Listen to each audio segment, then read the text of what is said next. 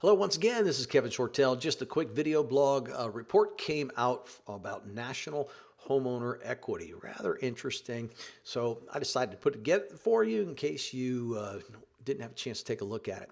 National homeowner equity, quarter three 2019, year over year change, 5.1% increase in equity, and that is $457 billion worth of equity year over year change. So great news for the overall economy, and also great news for note holders, right? If you own performing notes or even non-performing notes on properties and they're increasing in value, that's a good thing, right? Equity is established a couple ways. You buy down equity by putting a down payment, and then it's paying off the loan and also the appreciation of the property. So if you have, for example, a performing note on a property and that property has now increased in value, which is driving most of this equity, by the way, well, your risk got lower.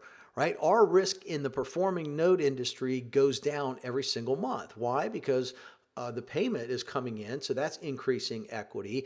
And then hopefully the property is going up in value, creating the other form of equity. So that's good news for note holders, good news for homeowners as well. All right, the next one they have on there goes state by state. So the average equity gain year over year, you can see state by state with the biggest gains out there in Idaho, 26,000 year over year average equity gain. And why do you think that is? I have a theory.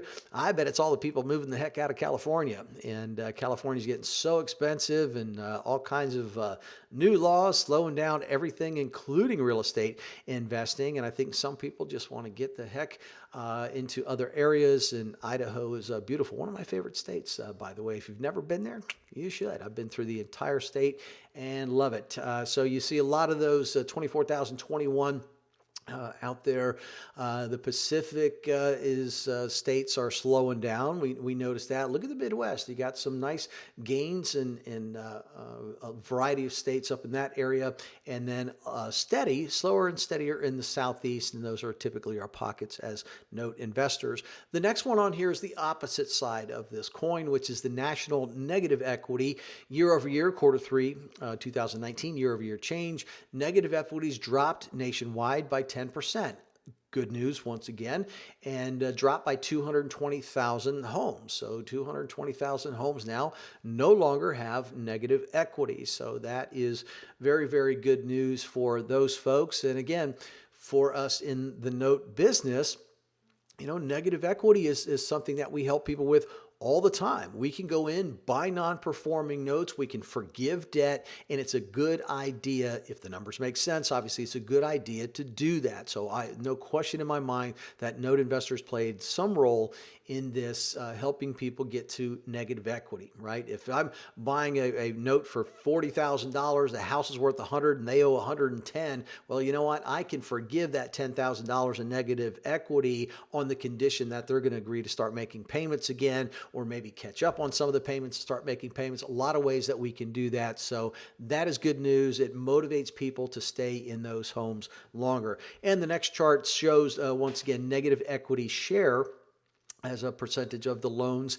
And the very high states are in red, as you've probably noticed there. So Louisiana and Illinois, some states up in the Northeast as well, having a very high rate, and my home state, Florida here, again, pocketed through the Midwest though, which also indicates that although things are getting better, because you saw some of those same states have good growth, you also see that they still have a problem with properties that are underwater. So note investors, again, our inventory areas are pretty much remain the same. The bulk of our inventory is going to be in that Midwest, Southeast region. Those people need our help, and there's a lot of them that we can go, once again, buy the non-performing notes, forgive debt, restructure deals, motivate people to stay in their homes, help increase the property values. It's a win-win scenario for everybody. So good news on the equity side, both on performing and non-performing notes, because we have positive equity growth and we also have negative equity going down. This has been Kevin Shortle. Hope you enjoyed that video blog.